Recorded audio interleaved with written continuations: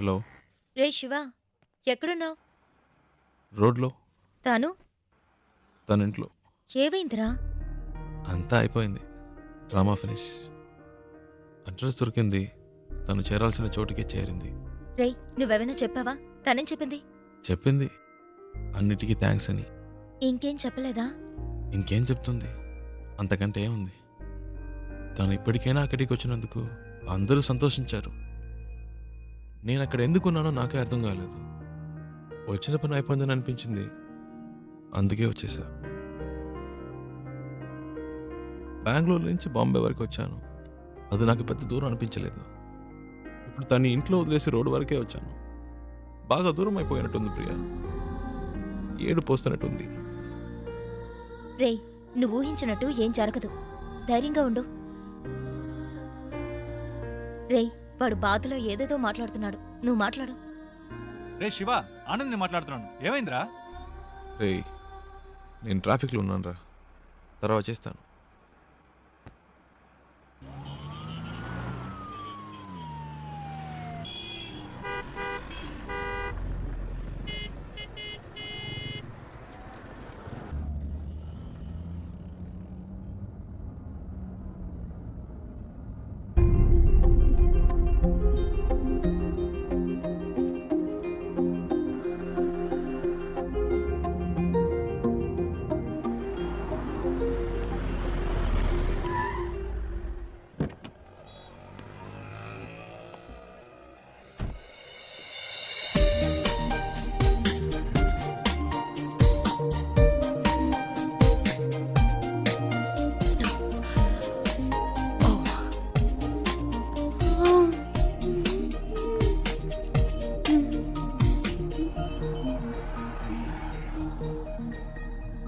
శివ, నువ్వు ఇంకా వెళ్ళలేదా?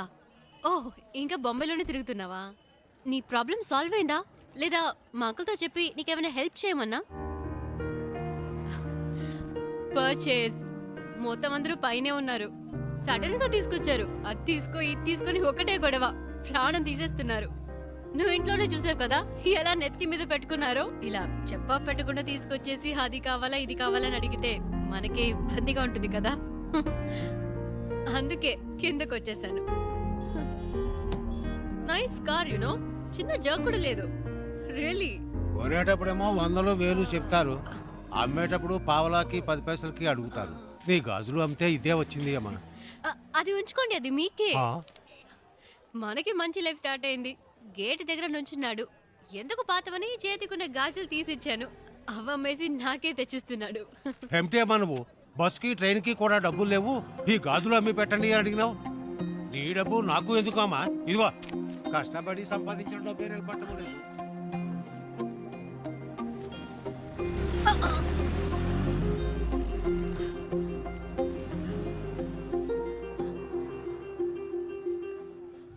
ఎప్పుడు లేనిది ఏంటి ఇది కొత్తగా? సడన్ గా ప్రేమ పొంగొచ్చిందా? లేచిపోయిన దానికి పుట్టిందే కదా. గుండెల మీద తన్నేసిపోయింది వీళ్ళమ్మ. ఇంకా కళ్ళ ముందు మెదులుతోంది. ఇప్పుడిప్పుడే కోలుకుంటున్నాం. మాకెప్పటికీ మనశ్శాంతి అనేది ఉండదా? మన కుటుంబ గౌరవాన్ని సంతోషాన్ని పాడు చేయడానికే దాపరించింది. ఎక్కడికి పోతాయి ఆ బుద్ధులు? వాళ్ళ అమ్మేమో మనల్ని కాదనుకుని ఇంట్లోంచి వెళ్ళిపోయింది. ఇదేమో వాళ్ళ నాన్న ఏర్పాటు చేసిన పెళ్లి కాదనుకుని వచ్చేసింది. మమ్మల్ని శోభ పెట్టడం వల్లే దీనికి పరిస్థితి వచ్చింది. చెప్పేది వినరా, గట్టిగా అరవకు. దానికి వినపడుతుందేమో. వినపండి, వినపడాలనే మాట్లాడుతున్నాను. మన కుటుంబంలో దానికి చోటు లేదు. దానికి ఏదైనా చేయాలనుకుంటే వేరుగా ఉంచి చెయ్యి. లేదు అదే ముఖ్యం అనుకుంటే మమ్మల్ని వదిలేయి. మేము బయటికి వెళ్ళిపోతాం. మీరే నిర్ణయించుకోండి.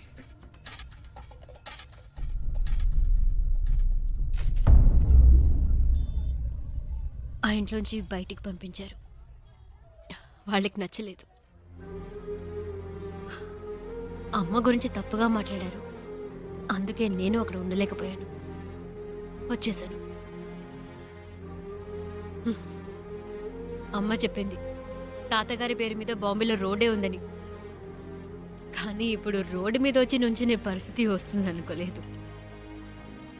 3 రోజులు నా కోసం కష్టపడి తీసుకొచ్చావు. ఇవన్నీ నీకు తెలియడం ఎందుకని నేను మెయింటైన్ చేశాను. అంతలో ఆ ముసలోడు వచ్చి మొత్తం చెడగొట్టేశాడు.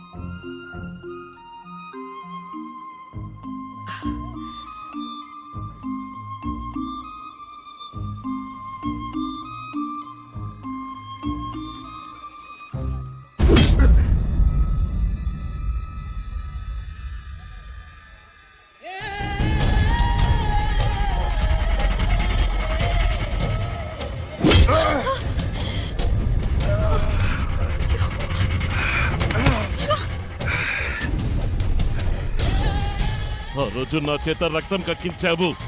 6 నెలలు జైల్లో నేను చిప్పకూడు తినేలా చేశావు.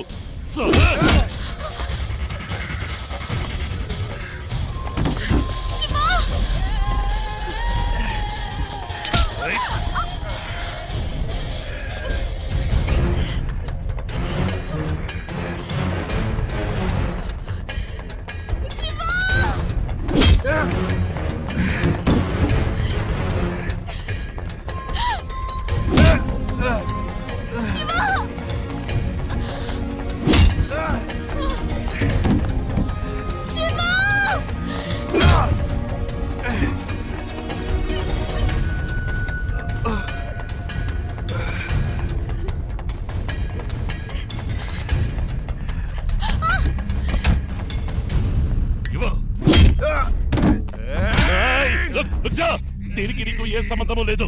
వీడు నా శత్రువు. నీకు కావాల్సింది ఆ అమ్మాయి కదా. తీసుకువెళ్ళు. जाओ जा यहाँ से, चले जा, जा।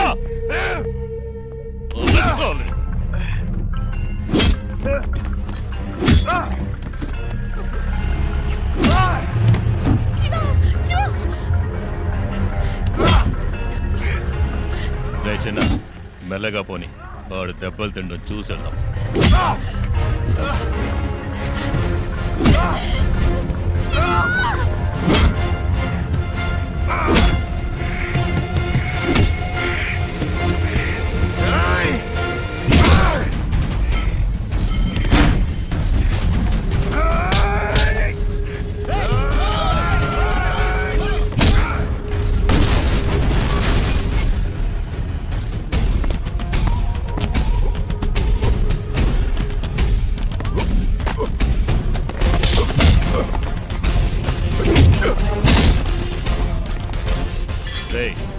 త్వరగా పోనీ.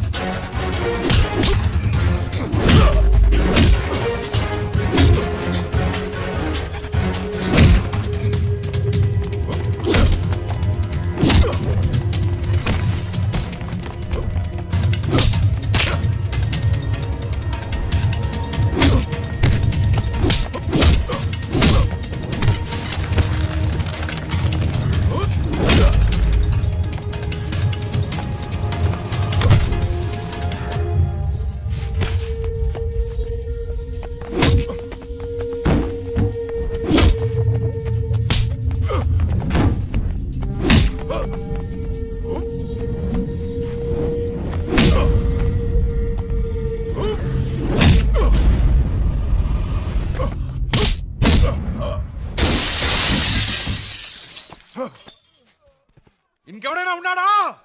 రా!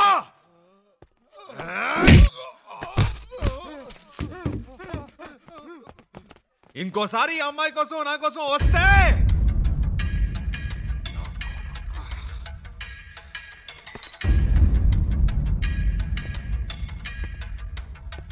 రా, ఇంకెవడొస్తారో చూస్తా.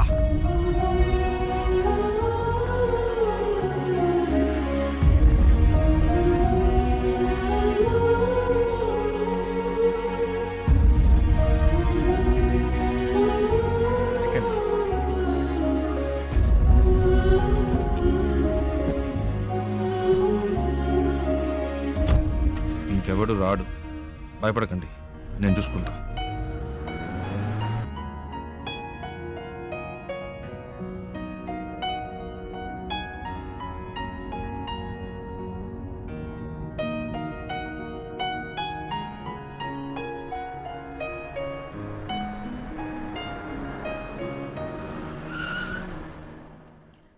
ఏమైంది శివ?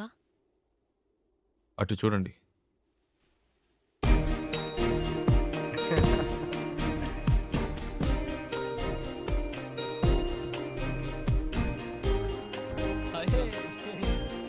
హాయ్.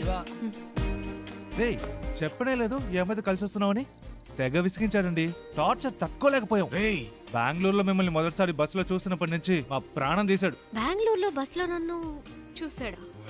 ఏమండి మీ వల్ల వీడు ఇంటర్వ్యూ మిస్ చేసుకుని వచ్చాడు. ఇంటర్వ్యూనా? ప్రతిసారి ఏం జరిగినా మాకు ఫోన్ చేసి మా పని చెడగొట్టేవాడు. ఆ, నేను మీ అమ్మమ్మ ఇంట్లో వదిలొచ్చాక తెగ ఏడ్చాడు. కూల్ చేసేసరికి మా ప్రాణాలు పోయాయి. నువ్వంటే తనకి అంత ఇష్టం తెలుసా? ఆ విషయం చెప్పరా అంటే చెప్పకుండా నువ్వే ముందు చెప్తావని కథలు చెప్పాడు. చారు చారు అని రోజుకి 1000 సార్లైనా నీ పేరు చెప్తాడు.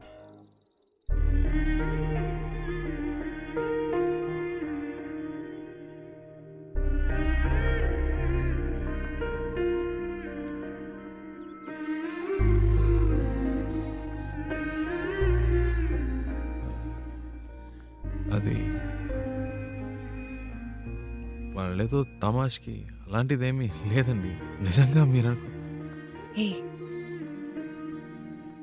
ఇంకా ఎందుకు దాస్తావు?